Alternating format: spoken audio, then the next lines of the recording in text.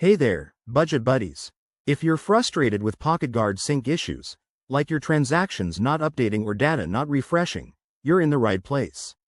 PocketGuard is a fantastic app for tracking your finances, but like any tech tool, it can hit a few snags.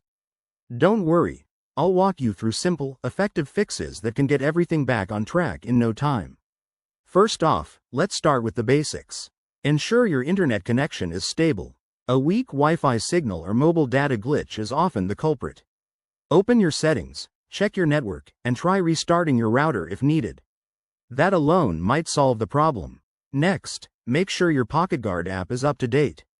Developers release updates to fix bugs and improve syncing, so head to your app store, search for PocketGuard, and hit that update button. If it's already current, move on to step 3.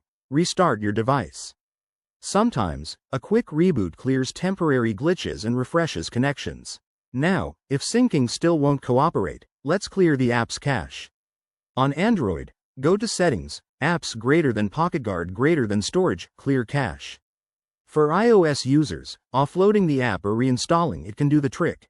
Just be sure to back up your data first. Another common fix is to reconnect your bank accounts.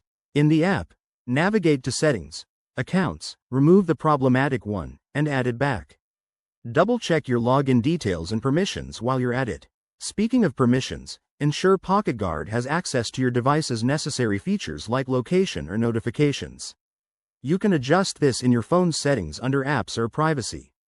If none of these steps work, it's time to reach out to PocketGuard support.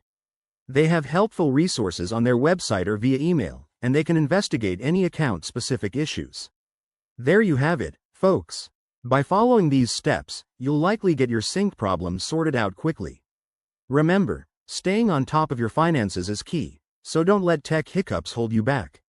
If you found this helpful, give it a like and subscribe for more tech tips. Thanks for watching, and happy budgeting.